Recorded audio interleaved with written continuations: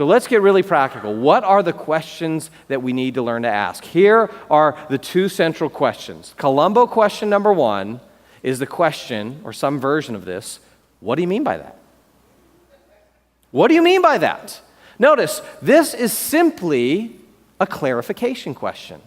The purpose of this question is just to gather more information, right? If someone identifies themselves as an atheist or a Muslim or whatever label they give themselves, don't simply assume you know what that means because you know what atheism teaches. Right? Find out what that individual person believes by asking this question, what do you mean by that? And of course, you don't have to use those exact words. You're just trying to clarify, okay, when you say this, how do you define that? What do you mean by that? Right? So let's say, for example, you're talking to your atheist friend, right? You're talking to your atheist friend who looks like this with their atheist t-shirt. And they make the claim that there is no God. Now, some of us, we hear that and we go, you got the Kalam cosmological argument right here, buddy.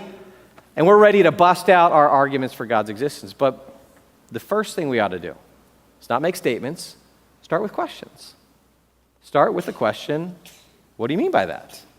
What do you mean by God? Have them define God.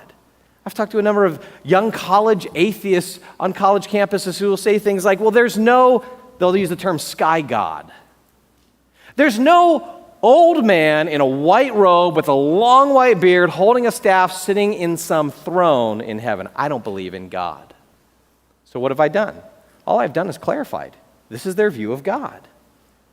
And you know what I say to that person who defines God that way? I say, oh, this is great, because I don't believe in that God either. That actually doesn't sound like God to me. That sounds like Gandalf, right? I'm not going to spend my time defending the existence of Gandalf. And so what that does is from the get-go, it helps to clarify, get some information, help us get to a place where, okay, we're talking about the same thing. And oftentimes when you do that, you ask the questions, you really get to know their view, you clarify.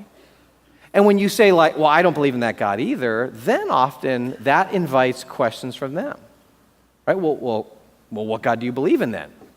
Well, I'm glad you asked, right? And then we can engage in that conversation.